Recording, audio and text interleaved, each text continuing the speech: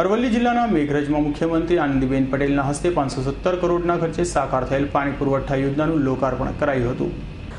અરવલ્લી જિલ્લાના મેઘરજ નજીક મુખ્યમંત્રી આનંદીબેન પટેલ સરકારના વર્ષગાંઠ નિમિત્તે બાયડ, માલપુર, મોડાસા અને મેઘરજ તાલુકાના 501 ગામોને પાણીનો પુરવઠો મળી રહે તે માટે 1500 કિલોમીટર પાઇપલાઇન મારફતે જૂથ પાણી પુરવઠા યોજનાનું ખાતમુહૂર્ત કર્યું હતું।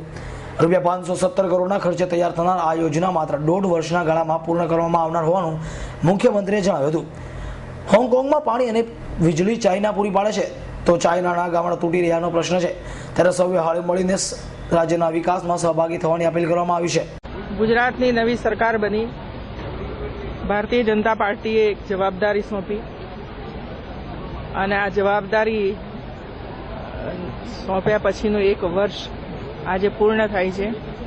1 વર્ષની અંદર ઘણા બધા નિર્ણયો કર્યા પછી એની અમલવારી પણ આપણે કરી છે અને એના ફળ ગામડા સુધી પણ પહોંચ્યા છે। પાણીના જે કોઈ પ્રશ્નો રાજ્યસરમાં છે, એમાં સૌરાષ્ટ્ર હોય કે ઉત્તર ગુજરાત હોય કે મધ્ય ગુજરાત હોય, એવા ઘણા બધા પાછલા 1 મહિનાની અંદર કરોડો રૂપિયાના ખાતમુહૂર્તો અને ઉદ્ઘાટનો પાણીના ક્ષેત્રમાં આપણે કર્યા છે। અને એટલે જ આટલો ઉનાળો હોવા છતાં પણ ક્યાંયથી પણ પાણીની બૂમ નથી આવી હોય, કારણ કે આપણે વેલ મેનેજમેન્ટ કર્યું છે અને મેનેજમેન્ટના આધારે આપણે ચાલ્યા છીએ અને એટલા માટે બધા ડેમ ખાલી હોવા છતાં પણ પાણીનો કોઈ પ્રશ્ન આજ સુધીમાં ઉપસ્થિત થયો નથી।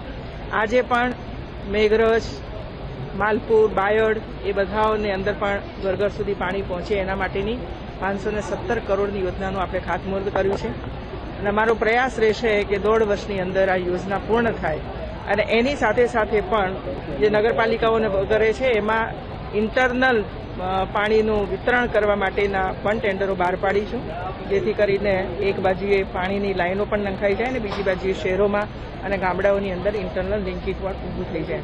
તો એ પ્રમાણે સમગ્ર રીતે રાજ્ય સરકાર આગળ વધી રહી છે। આપ સૌનો સહકાર પ્રાપ્ત થયો છે। રાજ્ય સરકારની યોજનાઓ ઘર સુધી પહોંચાડવામાં પણ આ બધા સહયોગી બન્યા છે। મા વાત્સલ્ય યોજના હોય કે મા યોજના હોય કે પાણીની યોજના હોય કે હેલ્થની નવી સ્કીમો હોય, રોડ રસ્તા હોય, આ બધી જ બાબતો આપના માધ્યમ દ્વારા પણ ઘર સુધી પહોંચી છે। એના માટે મીડિયાનો પણ હું આભાર વ્યક્ત કરું છું। અલ્પેશ રાઠોડ, એસ9 ન્યૂઝ, અરવલ્લી।